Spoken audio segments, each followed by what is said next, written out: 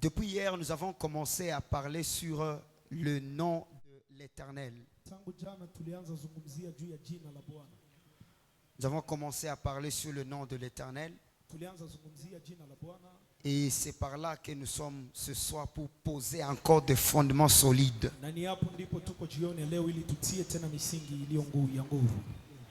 Amen, amen. Amen. Au moment où je suis en train d'enseigner, il y a d'entrée, mais il n'y a pas de sortie. Nous sommes dans Apocalypse chapitre 3, verset 12.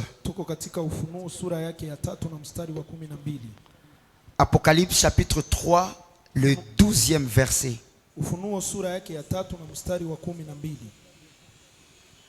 Nous lisons ensemble notre Jésus-Christ. Celui qui vaincra, je ferai de lui une colonne dans le temple de mon Dieu. Et il n'en sortira plus. J'écrirai sur lui les noms de mon Dieu. J'aime bien qu'on puisse retenir ces éléments. J'écrirai sur lui les noms de mon Dieu et le nom de la ville de mon Dieu, de la nouvelle Jérusalem qui descend du ciel d'auprès de mon Dieu, et mon nouveau nom, nous disons Amen. Est-ce que tu peux acclamer pour cette lecture de ce soir? Hier, j'ai commencé à placer les fondements par rapport à cette partie. Quand nous avons lu Proverbe chapitre 18, verset 10. Proverbe chapitre 18 verset 10. La parole déclare: le nom de l'Éternel est une tour forte. Les justes s'y réfugient et se trouvent en sûreté. Ce verset ici de Proverbe 18, 10 nous présente trois éléments qui sont très essentiels. Ça nous présente la tour qui est différente de la tour de Babel. Deuxièmement, ce verset nous présente qui peut se réfugier à ces tours. Et troisièmement, ceux qui s'y sont réfugiés, comment ils sont traités là-bas, comment ils vivent là-bas. Avec la rapidité du secours que cherche l'homme, quand il écoute le mot sûreté, il aura cette envie de chercher la sûreté. Quand il écoute le mot refuge, il aura cette idée-là d'avoir cette envie-là. Or, le problème n'est pas d'abord la sûreté. Le problème n'est pas la refuge. Mais le problème est de connaître d'abord cette tour-là. Parce que c'est la tour qui reçoit les réfugiés. C'est la tour qui accorde de la sûreté. Ça veut dire tu peux être réfugié dans autre chose, mais tu n'es pas comme celui qui a fait refuge à la tour. Tu peux avoir la sûreté dans d'autres choses, mais cette sûreté ne sera pas comme celui qui procure la tour. Et en expliquant la tour de Babel, nous avions compris que ce n'est pas une construction physique. On a compris que la tour de Babel c'est une doctrine.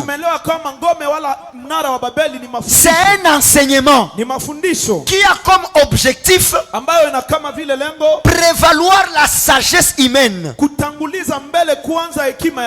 si la tour de Babel prévoit la gloire à la sagesse humaine, ça veut dire la tour de l'Éternel va mettre en lumière la sagesse divine. Or, parlant de la sagesse divine, nous sommes en train de parler de sa parole. Et c'est là qu'on s'est posé la question. Quelle est cette tour de l'Éternel où on doit se réfugier? Qui est un réfugié? C'est un déplacé, quelqu'un qui n'a pas de secours. Quelqu'un qui n'a pas de force. Quelqu'un qui n'a pas où s'appuyer. Quelqu'un qui n'a pas qui l'élever. Vous savez, aujourd'hui quand on parle d'un réfugié, c'est quelqu'un qui a abandonné sa patrie, mais vivant dans un autre pays. Est-ce que vous êtes avec moi pour dire amen? Un réfugié, c'est quelqu'un qui a quitté son pays pour chercher assistance dans un autre. Je profite pour saluer tous les Congolais qui sont en refuge dans d'autres pays. Ils le sont parce qu'il y a un problème. Or, toi et moi aussi, la parole dit que nous sommes des pèlerins. Ça veut dire des passagers. Il y a quelque part où nous allons. Mais étant réfugiés, nous étions où auparavant? Nous étions sous les péchés. Nous étions sous la condamnation. Nous étions sous l'autorité du diable. Nous étions charnels. Nous avons quitté la vie charnelle pour aller dans une vie de la nouvelle naissance. Un réfugié s'est déplacé. Nous avons abandonné la nature adamique pour une nature de Christ. Maintenant, si tu es réfugié et que tu t'es déplacé, il y a là où on doit te recevoir. Nous qui avons abandonné la nature adamique, tant que tu n'as pas atteint la tour, la tour de l'Éternel, tu ne vivras jamais en sûreté. Que veut dire vivre en sûreté? Est-ce que ce n'est pas manquer le loyer? Est-ce que ce n'est pas manquer de l'argent? Ce n'est pas ça notre sûreté. Parce qu'il y a des gens qui sont dans l'abondance, mais ils n'ont pas cette sûreté que je te parle. Si tu te décides d'abandonner le péché, d'abandonner l'ancienne vie, et que tu n'atteignes pas la tour de l'Éternel, tu ne seras pas en sûreté. Tu reviendras à ce que tu as vomi. Beaucoup de personnes ont voulu changer. Ils se sont levés dans des croisades, disant que moi aussi je donne ma vie au Seigneur. Moi aussi je décide de devenir chrétien. Mais le grand problème, après avoir confessé, ils sont devenus plus mauvais que quand ils étaient païens. Le problème est que tu es devenu un réfugié sans savoir où tu dois te réfugier. Plusieurs ayant déclaré le salut, ils se sont réfugiés dans les jeûnes. Ils se sont réfugiés dans les prières. D'autres dans des montagnes. D'autres ils ont abandonné de travailler. Ils ont commencé à vivre dans les églises, pensant que en faisant cela ils seront dans la sûreté. Mais à ma grande surprise, après avoir été baptisé, communié à la Sainte Seine, ou comme ministre, mais il finit à tomber dans l'ancienne nature. Le problème, Tu n'as pas atteint la tour de l'Éternel. Aide-moi à dire à ton voisin, ce soir tu dois décider d'atteindre la tour là. Même si tu mets des disciplines, je change d'amis, je change d'environnement, tu ne seras pas en sûreté. Parce que la seule chose qui fait taire, qui détruit l'ancienne nature, c'est quand tu as atteint la tour de l'Éternel. Tu es avec moi pour dire Amen. Tu peux même te décider à partir d'aujourd'hui, comme on a prêché l'eschatologie, comme le temps veut finir, j'abandonne ça. J'abandonne ça. J'abandonne ça. Frère, c'est bon ces décisions-là. Mais pourquoi tu y reviens? Pourquoi tu finis à manger ce que tu as vomi? C'est parce que tu n'as pas atteint la tour de l'Éternel. Le seul endroit où un juste vit en sûreté, c'est où, église? À la tour de l'Éternel. C'est pourquoi tu ne dois pas causer l'église la honte. Si tu te décides aussi de quitter et que tu n'atteins pas la tour, le diable peut te ravager dans les chemins. C'est ce qui fait que tant que tu n'as pas atteint la tour, nous on peut prêcher ici. La sorcellerie ne peut pas te toucher. La magie ne peut pas te toucher. Le diable ne peut pas te toucher. Mais pourquoi tu vois ces effets dans ta vie? Il y a une seule réponse. Tu n'as pas atteint la tour de l'Éternel. Mais j'ai été sauvé. J'ai été baptisé. Mais je vois encore ça. Je vois ça. Le problème n'est pas connaître la tour.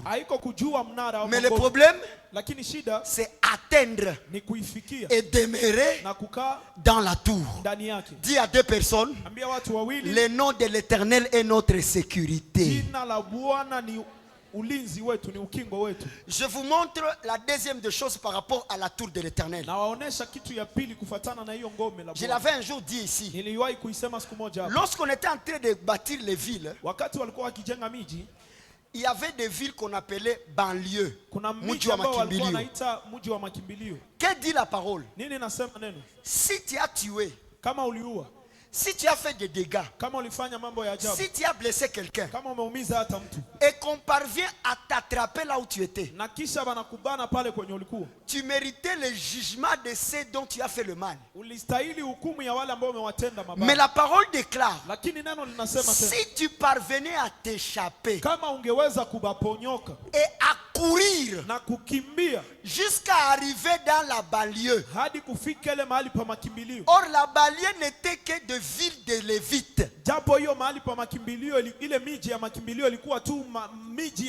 Merci, ce sont les sacrificateurs qui étaient des rois là-bas. Vous comprenez ce que je dis? Les chefs de ces villes-là n'étaient pas des rois. C'était des sacrificateurs qui exerçaient l'autorité là-bas. 1 Pierre 2:9. Vous au contraire, vous êtes un sacerdoce royal. Maintenant cette ville-là représente quoi? Cette ville n'est rien d'autre que l'église. Si tu parviens à quitter le monde et que tu atteins l'église et que tu as échappé et que dans cette ville-là il y a la tour de l'Éternel, personne n'a le pouvoir de te faire du mal. Sur les chemins on peut t'atteindre, mais dans la ville, dans la tour, personne ne peut te toucher. C'est pourquoi même cet homme qui a quitté Jérusalem pour Jéricho, Il n'a pas eu de problème à Jérusalem. Hakupata shida Yerusalemu. Il n'a pas eu de problème à Jéricho. Hakupata shida Yeriko. Mais il a eu des problèmes Lakini alipata shida sur le chemin. Jiani. Or quand je parle du chemin, Japo wakati nazungumzia je parle de la marche dans la croissance spirituelle. Nazungumzia mwendo katika ukomavu Si wa tu kiroho. es sauvé Kama umeokolewa et tu n'amènes pas ta croyance à la perfection, aubebe imani yako katika à la stature parfaite de Christ, katika sura kubwa à ce niveau-là où tu es, kwa hiyo hali ambayo ulipo tu es vulnérable. kwa hiyo kiwango ambayo uko Jusqu'à ce que tu atteignes hadi pale utakapofikia la tour de l'Éternel. ngome la Bwana. Salimu ale karibia kumwambia jitahidi tufike kwa ngome la Bwana. Amen. Kule ku tour de l'Éternel kule. Amen. Et nous qui avons atteint ce tour, Na sisi ambao tumefikia hiyo ngome, on n'a pas peur de se trapper la poitrine. hatuna woga wa kujipiga kifua. Parce que nous savons si l'ennemi vient Kwa sababu tunajua kama mwovu et angekuja est dans la ville de refuge, tukiwa katika mji wa makimbilio, ce n'est pas toi qui vas sortir se défendre. haiko nje utatoka ili ujitetee. C'est le souverain sacrificateur. Ni kuhani mkuu, Aïe, aïe, aïe, aïe. C'est le souverain sacrificateur ni kuhani mkuu qui viendra parler pour toi. ndiye ambaye atakuja zungumza kwa Ça veut niaba dire yako. si nous atteignons le corps du Christ, Inamaanisha kama tunafikia mwili wa Kristo, en cas de problème, kama kuna shida, tu n'as plus à te défendre. haiko nje utajitetea. C'est le souverain sacrificateur lui-même Ni kuhani mkuu mwenyewe qui est Jésus-Christ. ambaye ni Yesu Kristo, Il viendra parler en ta faveur. atakuja zungumza C'est kwa niaba pourquoi yako. Ndio maana kuko vitu vingine usijipe kazi yenye ni ya Yesu. il y a d'autres choses, il ne faut pas te donner le travail qui est à Jésus. Tu es avec moi pour dire amen. Kwa pamoja nami ili useme amen. Maintenant, cette tour-là, c'est quoi? Sasa ngome hiyo ni lipi? C'est là où je suis ce soir. Ni hapo ndipo nilipo jioni. Proverbe 18, 10 Mezali 18 na mstari a dit que c'est le nom de l'Éternel alisema ya kwamba ni jina la Bwana qui est la tour. ndio ngome. Tu es avec moi pour dire amen? Kwa pamoja nami ili useme Mon amen. fils, la tour, c'est quoi? Mwanangu, C'est le nom ni jina de l'Éternel. la Bwana. Ça veut dire partout il y a ce nom-là, Inamaanisha mahali kote ambapo kuna Il y a jina quoi? hilo kuna nini? il y a la sûreté. Kuna Merci. uhakikisho. Est-ce qu'on peut acclamer pour le pasteur? Je, tunaweza shangilia Partout où il y a ce nom-là, inamaanisha mahali kote ambapo kuna jina hiyo il y a la sûreté. kuna uhakikisho. Nous, on ne va pas se déplacer Sisi hatutatoka pour aller vers la tour. ili tuende kwa ile ngome, Mais c'est la tour lakini ni ngome qui vient ndio ambayo inakuja en nous. kwetu. Ça veut dire quiconque porte ce nom-là, Inamaanisha yeyote ambaye anabeba jina hiyo automatiquement il devient anageuka une tour de l'Éternel. ngome la wa milele. C'est là que nous avons vu l'importance Ni hapo ndipo tumeona umuhimu de savoir ce nom-là. wa kujua jina hiyo. La première fois Mara ya kwanza que quand l'homme demande à Dieu, ambayo wakati mwanadamu analomba Mungu, je leur dirai, nitawaambia qui m'a envoyé? nani alinituma. Qui a posé cette question-là? Nani aliswali ile swali? C'est Moïse. Ni Musa. Il dit, je vais rentrer. Anasema nitarudi. Mais ces gens-là, ils vont me demander, Lakini wale watu qui wataniuliza m'a envoyé? nani alinituma. Il était en train de demander quoi? Alikuwa analomba nini? Le nom Jina de l'Éternel. la Bwana.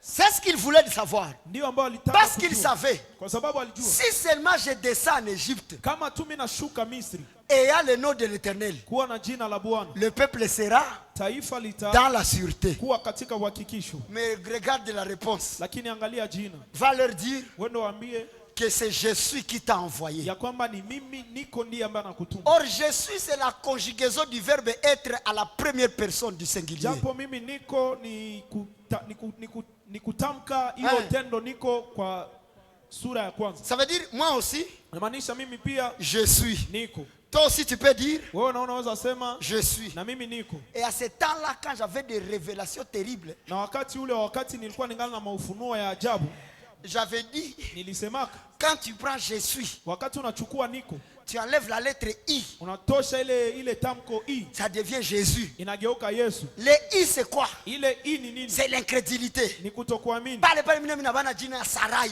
Na Ela même j'avais pris le nom de Sarai. J'étais courageux. J'ai vu quand on a enlevé la lettre I, Nilisema wakati walitoa hiyo tamko I, Sarah est devenu fécond. Sarah Na akageuka. zile marema zilikuwa zinabomola watu. et serait malade détruisait les gens.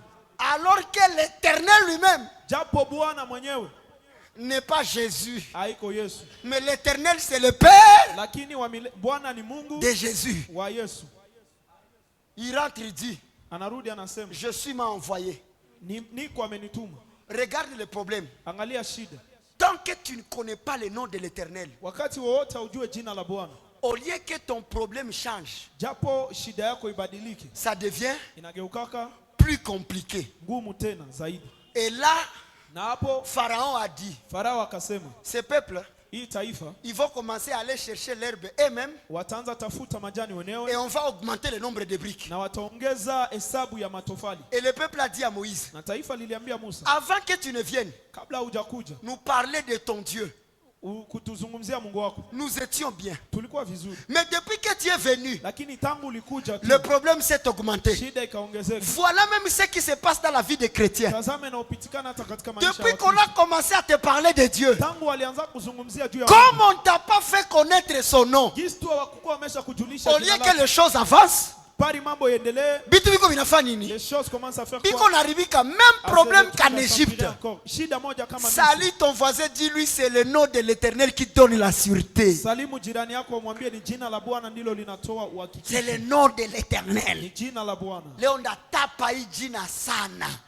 Aujourd'hui, je vais tellement vanter ces noms. C'est ce qui fait assez que Ndio nafanya ya kwamba même si Moïse fait 10 miracles en Égypte, hata kama Musa anafanya miujiza 10 mais huko dans Misri, la présence de Dieu, lakini katika uwepo wa il va Mungu, lui dire, watamwambia, si j'ai trouvé grâce à tes yeux, kama nimepata neema machoni pako, révèle-toi à moi. jifunue Oh kwangu. Moïse, Musa, tu as déjà changé l'eau en sang. umeshageuza maji kuwa damu. Tu as changé la poussière en poux. Umegeuza vumbi ikageuka machawa. Tu as divisé la mer rouge. Umepasua bahari Mais ya Shamu. jusque-là, Lakini hadi hapo l'Éternel ne s'est pas encore révélé à toi. Bwana hajajifunua kwako. Voilà même à ceux qui vont prophétiser, Tazama hata kwa wale ambao ceux qui watatafsiri, vont chasser les démons, wale ambao watafukuza ceux qui mapepo, vont faire des miracles. wale ambao watafanya miujiza. Jésus leur dira aussi, Yesu atawaambia pia, sortez, ondokeni, je ne vous ai pas connu. sikuwajua. C'est le même cas que Moïse. Ni vile kama Il Musa. fait des miracles, Musa anafanya mais miujiza, Dieu ne s'est pas encore révélé à lui. lakini Mungu hajajifunua kwake. Jésus aussi a dit, Yesu pia alisema, vous avez fait des miracles, mulifanya miujiza, mais je ne vous connais pas. lakini siwajui. Qu'est-ce que Moïse cherchait? Nini Musa alitafuta? Le nom de l'Éternel.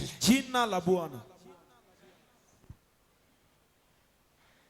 Et comme il n'avait pas de nom, Na jinsi ya kuwa na jina, Israël lui-même a commencé à lui donner des noms par rapport aux événements. Israeli mwenyewe akaanza sasa mpatia majina kufatana na Qui majina. comprend ce que je suis en train d'enseigner? Anaelewa vyenye niko nafundisha. Lorsqu'il pourvoit leurs besoins, Wakati anajibu kwa mahitaji yao, Banamuita, on l'appelle Jéhovah, Jehova Jireh. Ji- Jéhovah, Jehova Jireh. Jireh. Quand il les guérit, Wakati anawaponya Jéhovah, anamuita Jehova Rafa. Rafa. Jusque-là, Hadi hapo il souffrait de ces noms-là. walikuwa wanateseka juu ya jina hilo. Quand il donne Wakati la anawapa victoire dans le combat, ushindi katika vita, Jéhovah, Jehova Sabaoth. Sabaote, Et nous, on va penser na sisi tutawaza que ce sont ces noms-là. ya kwamba ni ile majina. Qui est en train d'écouter ce que je dis? Nani ndio uko nasikia vyenye niko nasikia? C'est comme si tu es mouchi Ni kama vile uko mushi, et Dieu te donne un travail. kisha Mungu anakupa kazi Et tu commences à crier. na unaanza lalamika. Nyamuzinda, Mukulanchoni. Question. Swali, Quand tu appelles Dieu Mukulanchoni, wakati unaita Mungu muondoa aibu, ça veut dire, tu connais ces choses, hein? Oui, oui. Ça veut dire il a ôté la honte. inamaanisha ameondoa aibu. Est-ce que si on te pose la question, Sasa kama wanakuswali, ton Dieu s'appelle qui? Mungu wako anaitwa nani? Tu vas répondre, Utajibu il s'appelle anaitwa Muondo Aibu. Mukula Nshoni. Est-ce que c'est clair? Je, ni hivyo? Iko wazi? Et c'est là que les gens ont souffert, Na ni hapo ndipo watu waliteseka en fait de trouver cette tour-là. ili wakutanane Mais na ule dans mnara. Apocalypse, Lakini katika Ufunuo Jésus-Christ va dire, Yesu Kristo atasema, quiconque vaincra, yeyote atakayeshinda j'écrirai sur lui nitaandika juu yake le nom de mon Dieu. jina la Mungu wangu. Réponds avec moi, répète avec moi, j'écrirai le nom de mon Dieu. Jibu pamoja nami, nitaandika jina la Mungu wangu. Tu as compris ça? Umeelewa hiyo? C'est lui qui vaincra. Yule atakayeshinda, Jésus-Christ fera quoi? Yesu Kristo atafanya nini? Il écrira sur lui Taandika juu yake le nom jina de son Dieu. la Mungu wake. Avez-vous déjà vu quelqu'un sur qui on écrit Yahweh Sabaoth? Mulishakaona mtu mwenye kuyeba anaandika Yahweh Répondez, Sabaoth? répondez. Ujibu.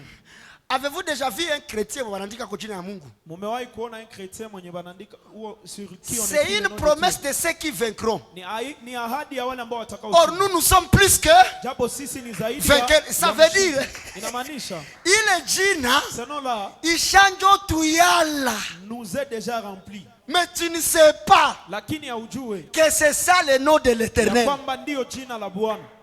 Quand Jésus va venir, wakati Yesu atakuja, il va commencer à dire aux gens, taanza ambia watu, à mon nom, kwa jina langu vous chasserez les démons. mtafukuza mapepo. À mon nom, kwa jina langu vous guérirez les malades. mtaponya wagonjwa. À mon nom, kwa jina langu, à mon nom. kwa jina langu. Et tout le monde est en train de paniquer. Na watu wote walikuwa wanatia fujo. Ces noms-là.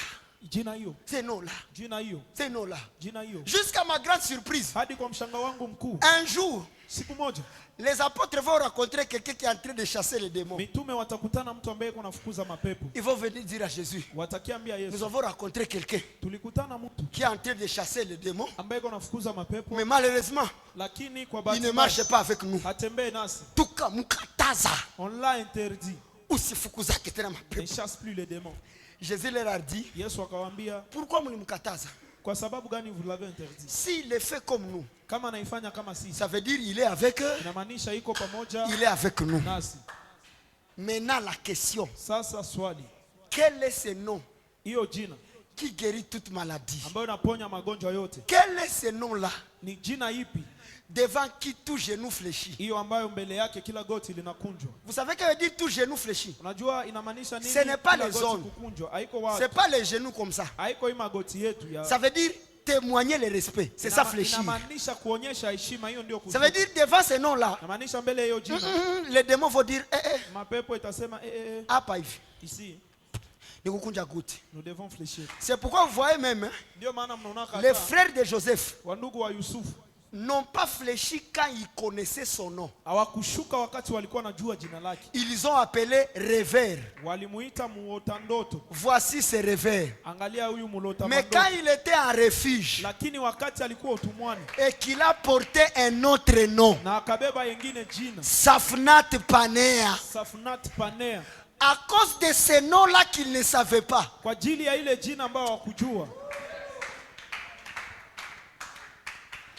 à cause de ce nom-là que ses frères ne savaient pas,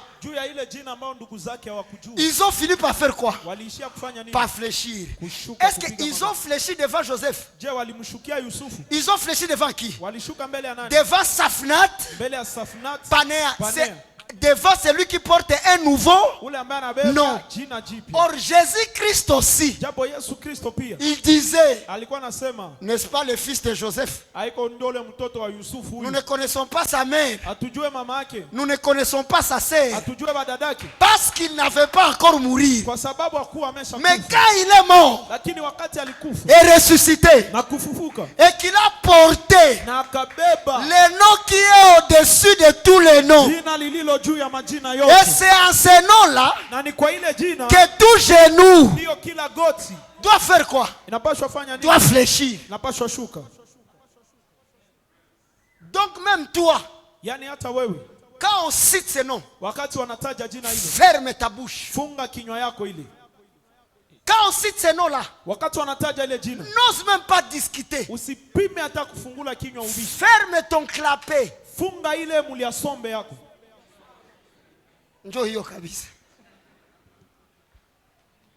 allez voir des gens. On cite ces noms, mais ils sont en train de contredire. Devant ces noms-là, tout genou doit fléchir. Et toute langue doit faire quoi? Doit confesser que Jésus-Christ est.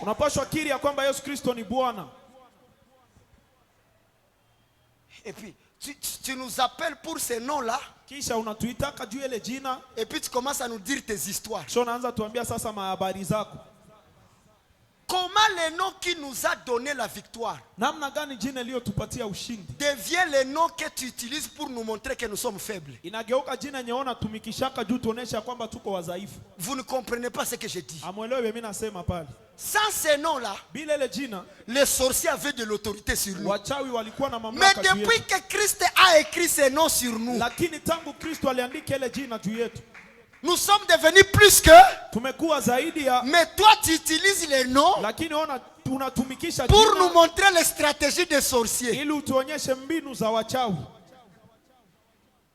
Je pense que vous connaissez déjà ces noms-là. Hier, je l'ai quand même annoncé. Je suis en train de préparer pour ça les chemins. À ces noms-là, papa. Même le diable. Shuka.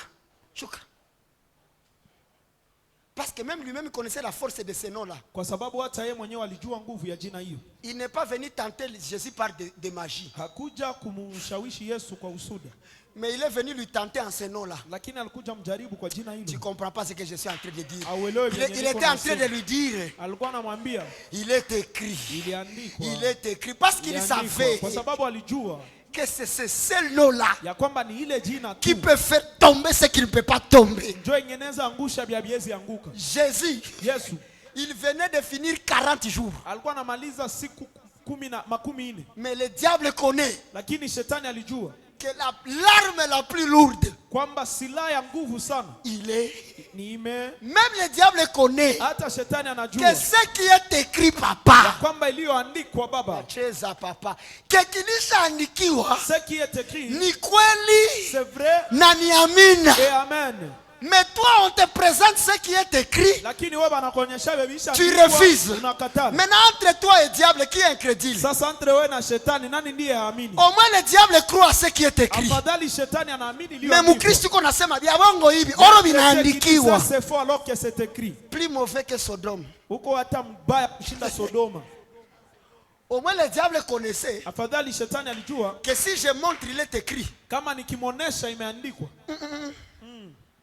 J'aurai quand même de la force. Donc le diable, là où il est, parce qu'il ne peut pas être ici, il connaît que quand il s'agit de la parole de Dieu, même s'il avait déjà sorti ses ailes, il vient cet homme. Mais quand il regarde son front, le nom de l'Éternel est écrit. Anawapigia sambla tukunje kila mtu anakunja kwa ngambo yake, yeye msiguse hata mwache kwa apite. Amen. Yo savile rudie usiku wa mwizi biko wanakuchunga usha logota lijio wala chuma choko nafa batambiana mouvement bana kunja hivi mesoro wanakuwa Yesu wangu wewe yo kuya hapa. Quand tu es armé, ton ennemi a peur de t'attaquer. Or, on avait lu l'écriture. Toutes les armes de l'Éternel sont suspendues où? Dans la tour. Or, la tour, c'est quoi? C'est son nom. Et son nom, c'est quoi? La parole. Ça veut dire quelqu'un qui a la parole de Dieu, il est revêtu de toutes les armes. Quand le diable te voit, il va dire danger. Hange, attention. Et tu le dis, les grands, vous allez bien. Et tu passes. Mais quelqu'un qui n'est pas armé, il est esclave. Jésus-Christ va dire, c'est lui qui vaincra. J'écrirai les noms de mon Dieu et mon nouveau nom.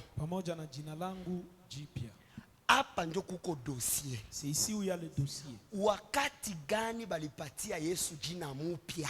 Quand est-ce que Jésus a eu le nouveau nom? Hier, j'ai essayé un peu d'expliquer certaines choses. Aujourd'hui, je vais encore avancer un peu. Écris ceci.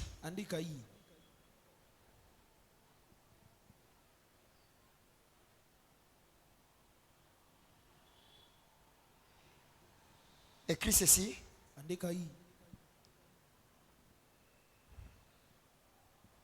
Jésus-Christ a reçu ce nom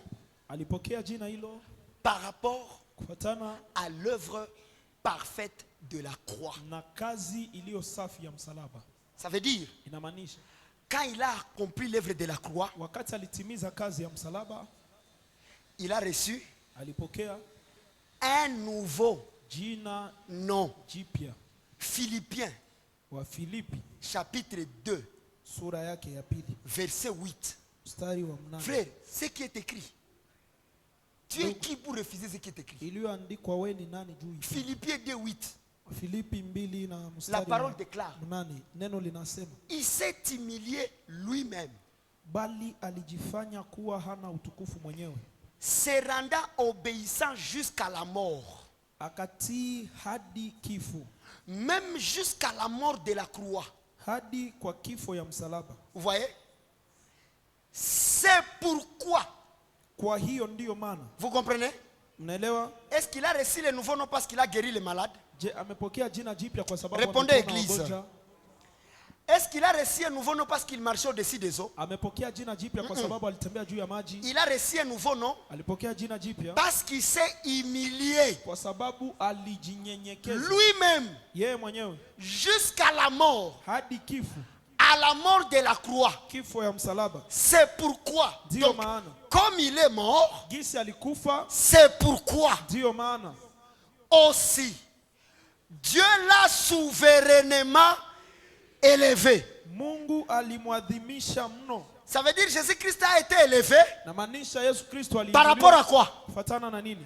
Par rapport à sa mort, n'est-ce pas? Kufuatana na kifo chake. Il a été élevé Aliinuliwa par rapport kufuatana à sa mort. na kifo chake. Un autre verset doit dire la même chose. Kuna ingine andiko ambayo inapaswa sema hiyo hiyo. Voici le verset. Angalia hiyo andiko. Voici le verset. Angalia hiyo shahiri. Aïe, aïe, aïe, Jésus-Christ, tu es puissant. Hein?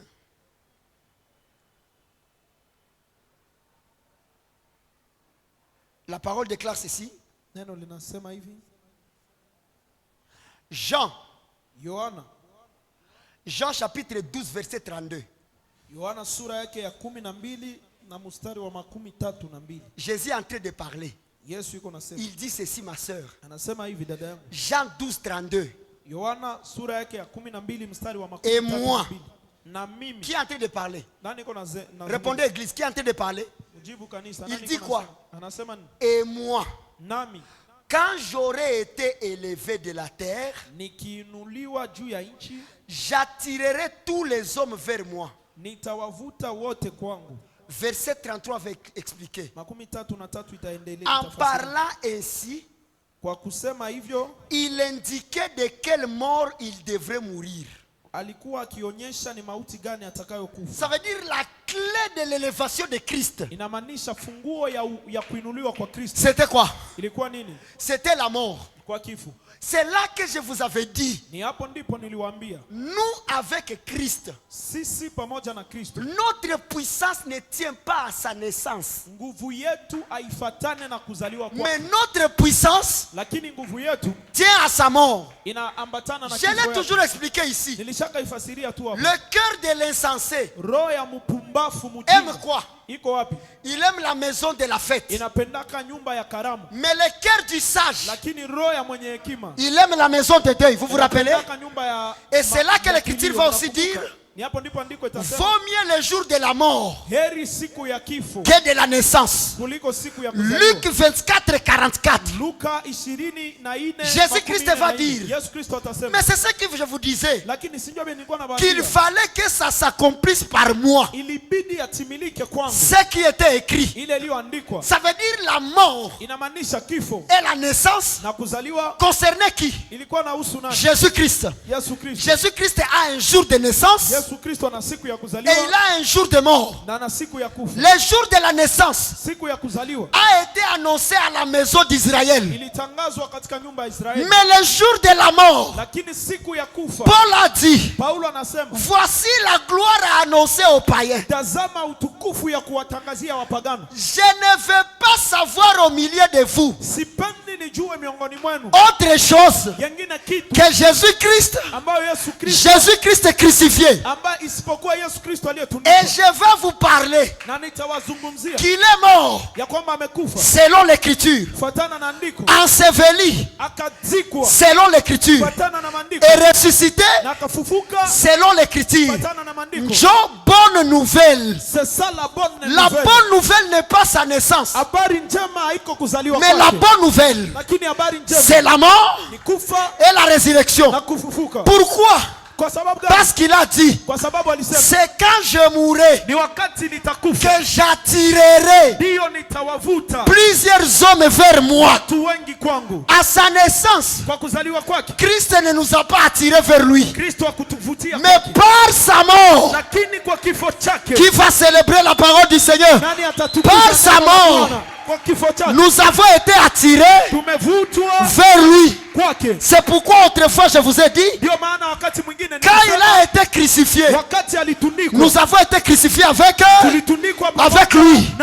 Nous ne sommes pas nés avec lui, mais nous sommes morts avec lui. Parce que celui qui est né mourra encore, mais celui qui est ressuscité, il ne goûtera plus à la mort. Ça veut dire en Jésus-Christ, nous sommes plus que... Est-ce que tu peux célébrer cet homme de Jésus-Christ? C'est merveilleux. C'est pourquoi tous ceux qui sont à lui ne connaîtront plus la deuxième mort. Dis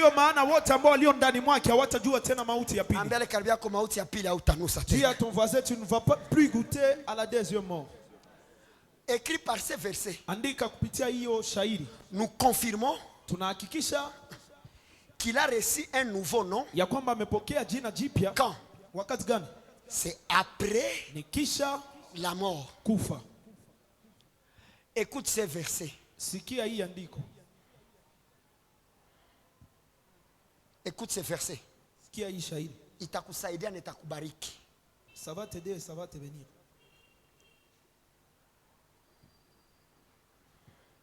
Ça va vraiment te bénir. Itakubariki sana. Aïe aïe aïe. La parole de Dieu. Hébreux 8, 13. Hébreux chapitre 8, verset 13. La parole déclare, en disant, une ancienne alliance. Il a déclaré la première. Attendez. En disant une nouvelle alliance. Il a déclaré la première ancienne. Est-ce que tu écoutes ces versets? En déclarant une nouvelle alliance, il a déclaré la première ancienne. En déclarant une chose nouvelle, ça veut dire on déclare la première ancienne. Écoute ce verset. 2 Corinthiens 5, 17. Il y a quelque chose que je suis en train de vouloir te faire comprendre. 2 Corinthiens 5, 17. Si quelqu'un est en Christ, il est une nouvelle créature. Les choses anciennes sont passées. Voici toutes choses sont devenues nouvelles. Ça veut dire quand on déclare une chose nouvelle, tout ce qui était avant ça devient. Réponds bien. Quand on déclare niliuza nguo ya mupya, j'ai payé un nouvel habit. Ça veut dire za zamani zote inamaanisha tout ce qui était ancien zisha kwa démodé par rapport ya nguo zinakuwa za zamani ya mupya. kufuatana na nguo ya mpya. Apocalypse 3. Ufunuo sura yake ya 3. Jésus dit, Yesu anasema, j'écrirai sur toi. Nitaandika juu yako. On a lu l'écriture, non? Est-ce que je dois encore le lire? Je ni mpaka tena nisome. Vous l'avez après chapitre 3 verset combien? Muko nayo. 12. J'écrirai sur lui le nom de mon Dieu et mon nouveau merci. Quand Jésus annonce une chose nouvelle, ça veut dire la première est déclarée ancienne.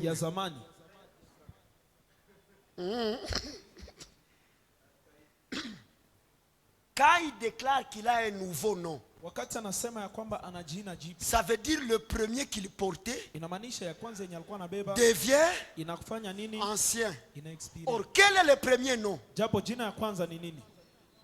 Quel est le premier nom? Jina ya kwanza ni nini? Quand on demande le premier nom, wakati wanalomba jina ya kwanza, il faut vous référer à sa mort. Inabidi mujue mujifunze kutokea kufa kwake. Ça veut dire quand il est mort, inamaanisha wakati alikufa, tout ce qui est ici, c'est ancien. Parce que aussi c'est par la mort du Christ où il y a la fin de l'ancienne alliance. Jésus a servi dans l'ancienne alliance. Vous le savez, non? L'ancienne alliance ne s'arrête pas à Malachie. Non. Matthieu chapitre 1er. Jusqu'à ces versets-là d'avant, sa mort. Tout ça c'est l'ancienne alliance. Et or, quand on lit l'ancienne alliance, le voile est jeté sur leur cœur. C'est pourquoi même Jésus prêchait par des énigmes, de peur qu'ils ne puissent comprendre, parce qu'ils étaient encore dans l'ancienne alliance. Imaginez-vous 3 ans et demi. Mais il dit à ses apôtres d'aller se cacher. Mais les 40 jours passés après la croix ont été plus puissants que les 3 ans et demi avant la croix. Parce que dans ces 3 ans et demi, Pierre pouvait régner Jésus. Mais après les 40 jours, il est sorti. Celui que vous avez tué, il est ressuscité. Ça veut dire le langage de Jésus avant la croix n'est pas égal à son langage après la croix. Pourquoi? Avant la croix, il disait le royaume de Dieu est semblable, parce qu'il n'avait pas l'esprit ouvert pour comprendre les Écritures. Mais après sa résurrection, il leur souffla l'esprit, il a soufflé l'esprit pour qu'il ouvre l'intelligence. Et la Bible dit, il commença à leur parler des choses qui concernent le royaume. Pas semblable au royaume, mais le royaume. Parce que le royaume de Dieu, c'est la puissance de l'évangile. Et c'est pourquoi il prêchait le royaume. Ils enseignaient le royaume. Ça veut dire avant la croix, personne ne pouvait écouter le royaume. Mais après la croix, un verset va nous dire pourquoi. Un verset va nous dire pourquoi. Aïe aïe aïe.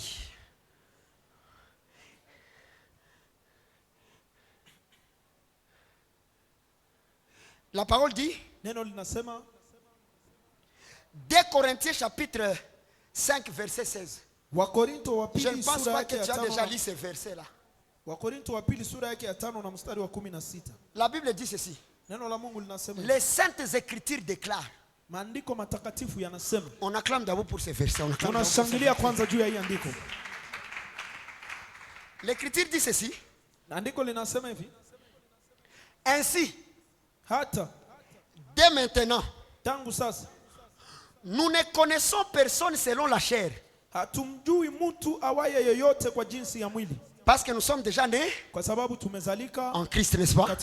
J'aime ce qu'on va dire à Jésus. Ainsi, dès maintenant, nous ne connaissons personne selon la chair. Et si nous avons connu Christ selon la chair, maintenant, nous ne le connaissons plus de cette manière. Ça veut dire, on doit connaître Christ de combien de manières? De 2 manières. Vous comprenez? Il y a la première manière qu'on l'a connu selon la chair, où il était homme. Il était. Tout ça mais andiko banamuita homme. Lisons l'écriture où on l'appelle homme. Vous voyez un peu? Qu'on trouve là on l'appelle homme. Parole a déclaré ici. Neno linasema hivi.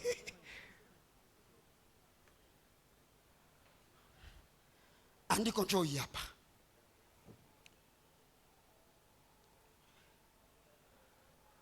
Andiko nasema hivi.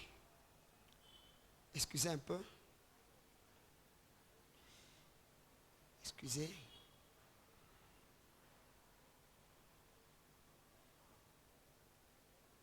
Je vous donne l'écriture. Comme ça kutoshe ma confusion kidogo. Na utabarikiwa. Niko nasikia andiko kule hulu. Andiko natokea kwa etage, tupige mikono kule hulu ndio andiko natokea kule. 1 Timothée 2:5 inasema hivi. Timotheo wa kwanza sura ya 2 mstari wa 5. Car il y a un seul Dieu. Kwa sababu Mungu ni mmoja. Combien de dieux? Miungu wangapi? Et aussi na un seul médiateur entre Dieu et les hommes.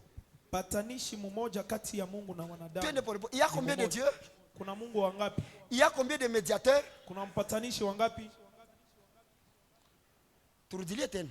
Reprenons encore. Il y a un seul Dieu. Kuna Mungu mmoja. Et aussi un seul médiateur na mpatanishi mmoja entre Dieu kati ya Mungu et les hommes. Na wanadamu. Virgule. Mkato. Jésus-Christ. Yesu Kristo. Homme. Mutu. Pourquoi on l'appelle Jésus-Christ homme? Kwa sababu gani wanamuita Yesu Kristo mwanadamu? Je vais te dire pourquoi. Nitakwambia kwa sababu gani. Kamata hii andiko. Prends cette écriture.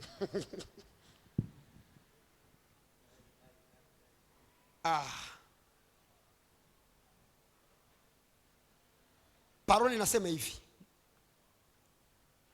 Hébreux 10:5. Waebrania sura yake ya 10 na mstari wa 5. Inasema tafadhali. C'est pourquoi ndiyo maana Kristo entrant dans le monde, kwa kuingia duniani, le médiateur il entre en action, n'est-ce pas? Qui entre en action? Nani anaingia katika matendo? Il entre où? Anaingia wapi? Dans le monde. Le monde c'est pour qui? Dunia ni kwa ajili ya nani? C'est pour Dieu ou c'est pour les hommes? Kwa ajili ya Mungu wala kwa ajili ya watu? C'est pour Dieu mais habité des hommes. Ni kwa Mungu lakini watu ndio watu. Je te bénis Père. Ninakubariki Baba. Seigneur du ciel Bwana wa mbingu et de la terre. Na nchi. Yote ni vya vie. Tout appartient au vieux. Mais chez tunakaa hapa. C'est pourquoi Christ entra dans le monde. Kwa hiyo ajapo ulimwenguni Kristo akasema. Qui a dit? Nani alisema? Jésus Christ. Yesu Kristo. Tu n'as voulu ni sacrifice, ni offrande, mais tu m'as formé un corps. Lakini uliniwekea tayari mwili. Qui a formé le corps à Christ? C'est son père qui a formé un corps. Et il dit, je suis venu dans le corps pour accomplir ta volonté. Voilà pourquoi la Bible dit, il s'est rabaissé pour un peu de temps en dessous des anges. Allons sur cette écriture-là. Nikutosha mkonfusio kidogo.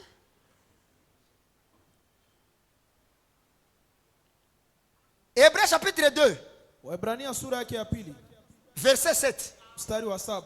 Parole ina déclaré. Neno inasema. Tu l'as abaissé. Umemshusha. Pour un peu de temps. Kwa wakati mfupi.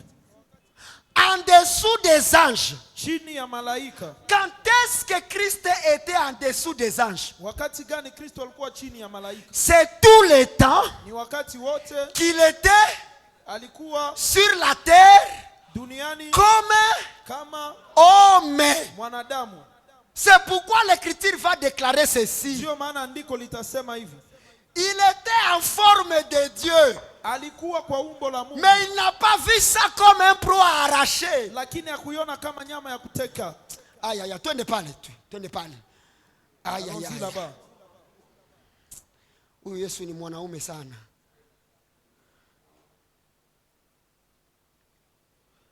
Parole n'a déclaré hivi.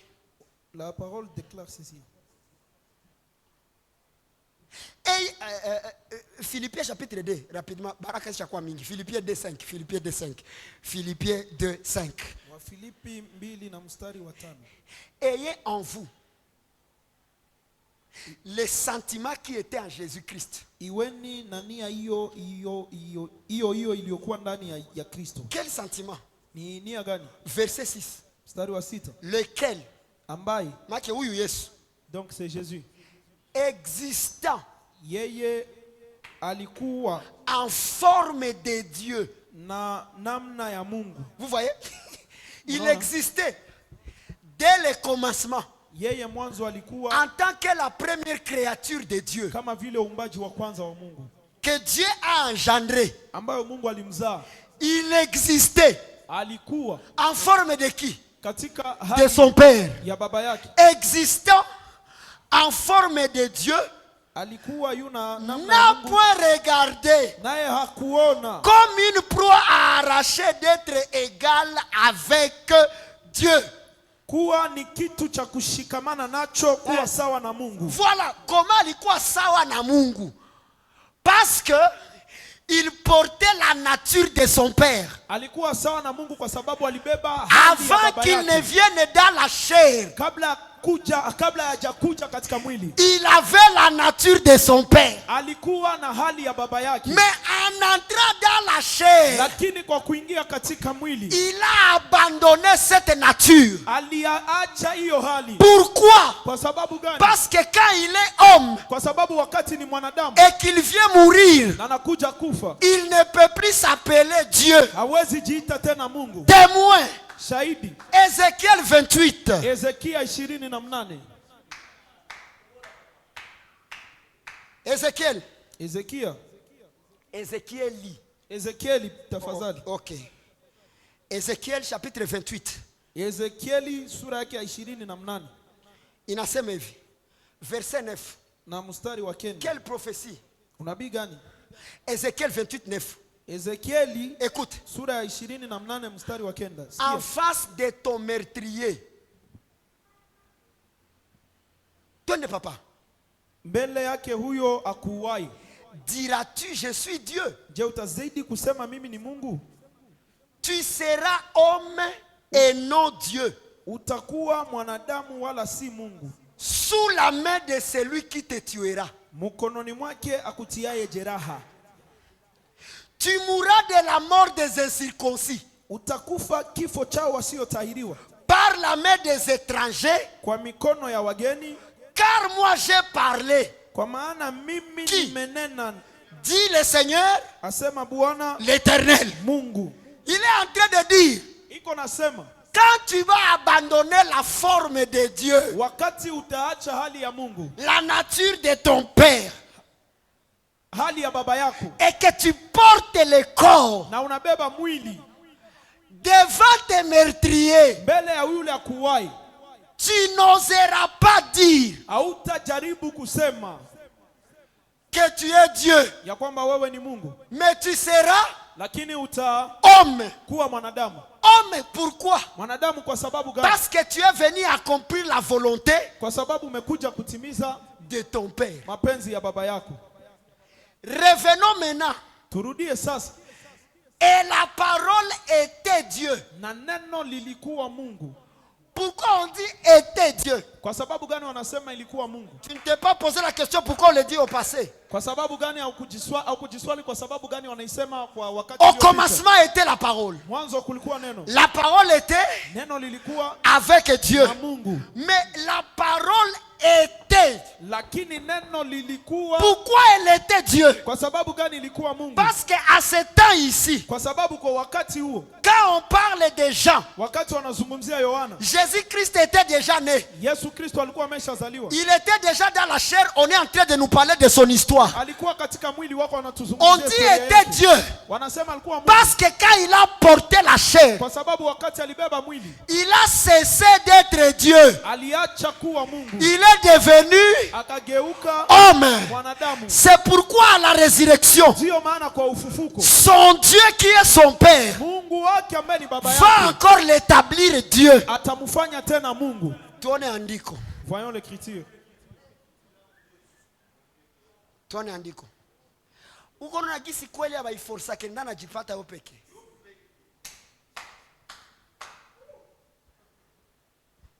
la parole était Dieu. Oui, banasema était ni au passé.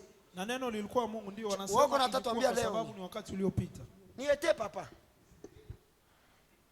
Nele wakati yenye alikuwa dans la chair, c'est déjà passé. Et ce temps-là qu'il était dans la chair. C'est pourquoi écriture lisema kama bamwa balimujua selon la chair. Si les autres, les uns l'avaient connu kufatana na mwili. Ndio maana bakuka banapenda ajiite fils de Dieu. C'est pourquoi il ne voulait pas qu'il s'appelle fils de Dieu. Parce qu'il le voyait comme kwa sababu walikuwa wanamuona kama mwanadamu. Raison pour laquelle Jésus leur avait dit, pourquoi vous dites que je blasphème quand je m'appelle fils de Dieu? C'est parce que la prophétie disait, je vous enverrai un prophète comme Moïse. Est-ce que Israël prenait Jésus comme fils de Dieu ou comme prophète? Lisons les Écritures.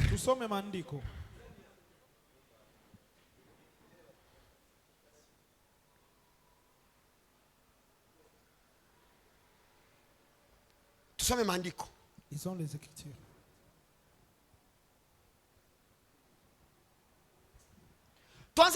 Jean 6:15. Commençons d'abord avec Jean 6:15. Là où Jésus les demande. En dehors on dit que Marc 6:15, pardon. Marc 6:15 wanajibia kwanza. Allons d'abord dans Marc 6:15. Sura yake ya 6 na mstari wa 15 ambapo anajibu. D'autres disaient, c'est Élie. Et d'autres disaient, c'est un prophète comme l'un des prophètes. Sawa sawa na wengine. Est-ce que banakosea? Habakosea juu Musa litabiriaka, Dieu vous suscitera un autre prophète comme moi. Mais ule yeye musikie maneno yake. Amen. Ingine andiko. Une autre écriture. Pale kwa sacrificateur wanatafuta muua. Là où les sacrificateurs voulaient. Mais bakashindwa. Mais ils n'ont pas pu. Pourquoi? Kwa sababu gani? Matthieu 21:46. Andiko ziko sawali. Mathayo 21 na 46. Matthieu 21:46. Mathayo tafadhali. Mathayo 21 na 46. Et il cherchait à se saisir de Jésus. Nao walipotafuta kumkamata Yesu. Mais il craignait la foule, parce que la foule les tenait pour un prophète. Ça veut dire tout Israël connaissait Jésus. Comme qui? Comme prophète. Mais est-ce que nous le connaissons de cette manière-là? La Bible dit, pour le moment, nous ne le connaissons plus selon la chair. Si nous ne le connaissons plus selon la chair, nous le connaissons maintenant comme qui? C'est une question. C'est ça la question. Tout a été hapa.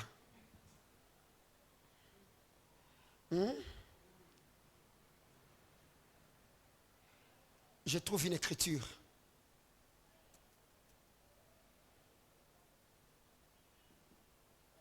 Andiko inasema hivi.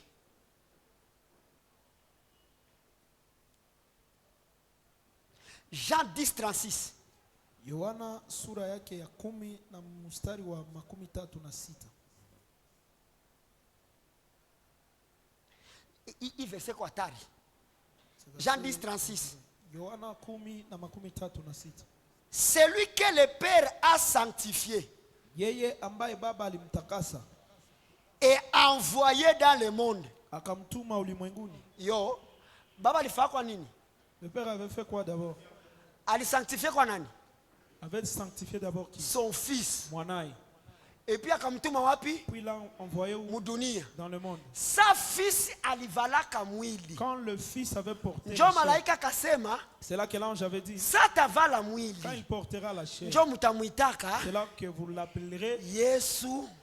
Jésus. C'est ça. L'enfant s'appellera Jésus. Ça va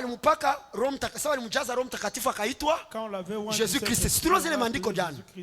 Pourquoi naitwa Jésus Christ de Nazareth? C'est parce que il vivait où? à Nazareth. Manake, quand il a été créé, il ne s'appelait pas Jésus-Christ. Il s'appelait Jésus-Christ.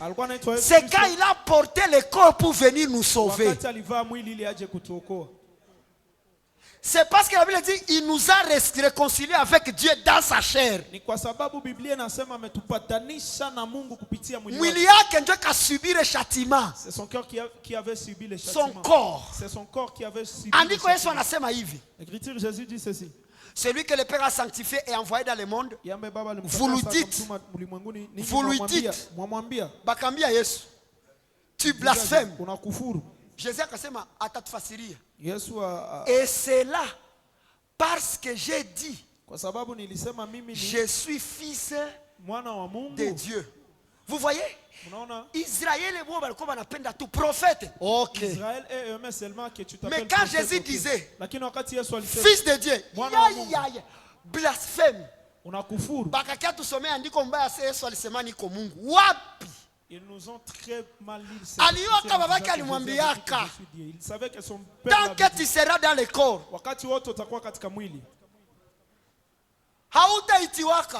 tu seras jamais appelé Dieu. C'est pourquoi à sa résurrection,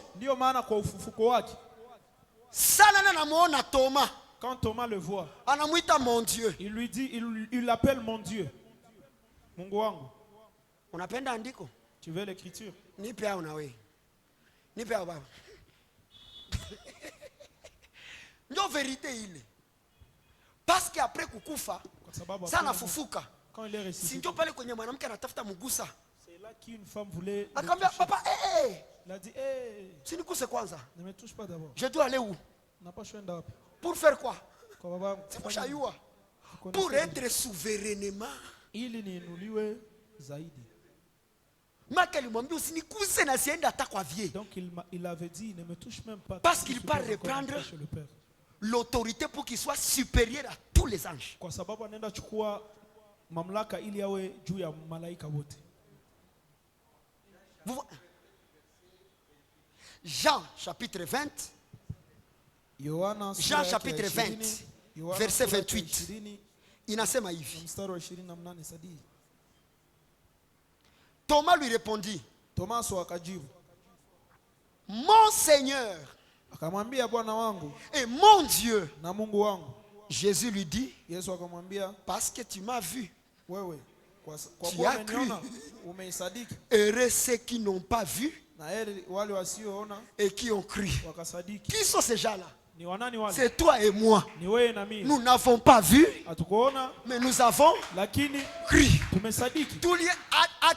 Tuliamini nini? Sa yeye alikuwa anavala mwili. On a cru que quand lui il portait la chair, balikuwa banamjua sa prophète. On le connaissait comme prophète. Mais en ce moment, jumina fufuka. Parce que je suis ressuscité. Mon père ananielevé souverainement. Baba angu ananiinua. Saliambia kase mimi nenda kwanza kwa baba. Il a dit que je Kisha ndakuya baona. Ça veut dire quand il a visité les apôtres, il était déjà souverainement élevé. Ton Dieu t'a oint. C'est pourquoi, oh Dieu, ton Dieu t'a oint d'huile. Akatoka chair. Il est sorti de la chair. Aka reprendre nature à fils. Et il a repris la nature. Il est nyelitumaka iko en forme de Dieu. C'est pourquoi ça natoka. Quand il sort, Thomas hata muita tena rabuni. Thomas ne va plus l'appeler maître. Vous comprenez ce que je suis en train de dire? En le voyant, il va dire mon Seigneur et mon Dieu. Parce qu'il a déjà accompli l'œuvre de la rédemption. Et la Bible dit, c'est là qu'il a reçu un nom au-dessus de tous les noms. On lui a appelé qui? Mon Dieu. Ça veut dire on voit en lui la nature de Dieu. C'est pourquoi Jean 1 dit, au commencement était la parole. Pas la parole de Dieu. Il n'était que la parole. Prophète comme Moïse. Il était au même niveau que ses égaux. Tous ceux qui sont esprits, ils étaient au même niveau. Mais quand il est mort et ressuscité, la Bible dit, Dieu l'a souverainement élevé en lui donnant un nom qui est au-dessus de tous les noms. Comme il s'appelait Parole, on va lui ajouter le mot Dieu. Et c'est là maintenant qu'il va porter le nom de son Dieu, le nom que son Dieu lui a donné. C'est là que Apocalypse 19:13 va maintenant déclarer: il était vêtu de vêtements teints de sang. Son nom est, on ne dit plus était, on met maintenant son nom du présent. Son nom est la parole de Dieu. C'est pourquoi Jésus va dire: tout ce que vous demanderez à mon nom, pas l'ancien nom, mais dans le nouveau nom, vous le recevrez. Ça veut dire, tout ce que vous demanderez au nom de la parole de Dieu, vous l'aurez. Et comment on le demande? C'est quand il écrit ce nom-là. Comment on l'écrit? Quand je te prêche, je suis en train d'écrire ces noms. Donc, question, ce que tu écoutes a l'influence sur ce que tu reçois de Dieu. La réponse, c'est oui. On doit voir une écriture.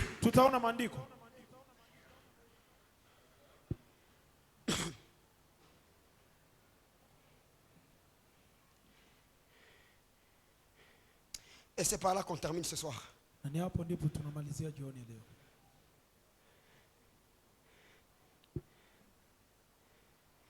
La parole déclare ceci. Attendez.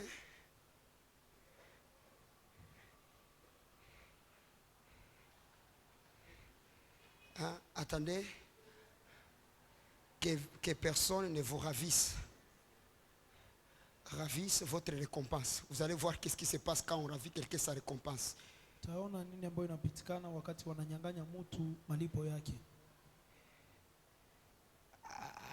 Ndikoku ya hapa.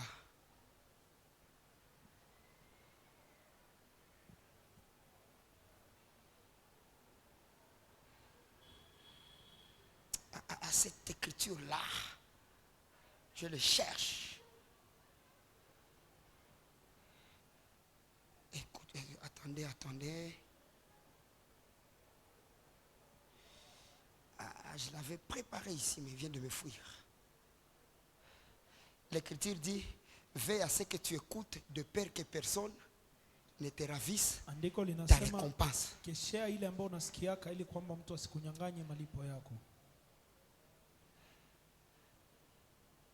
Aïe. Si vous aimez ce que vous aimez, gardez-vous de pratiquer votre justice devant les hommes à Ekoile. Hein? Apana. Prenez garde à vous-même afin que vous ne perdiez pas les fruits de votre travail, mais que vous recevez une pleine récompense. Aïe. Commençons avec ça. 2 Jean chapitre 1 verset 6. 2 Jean 1, 6. C'est le premier. Écoute. Et l'amour consiste à marcher selon ses commandements. C'est là le commandement dans lequel vous devez marcher. Comme vous l'avez appris dès le commencement. Écoutez, car plusieurs séducteurs sont entrés dans le monde qui ne confessent point que Jésus-Christ est venu en chair. Celui qui est tel, celui qui est tel,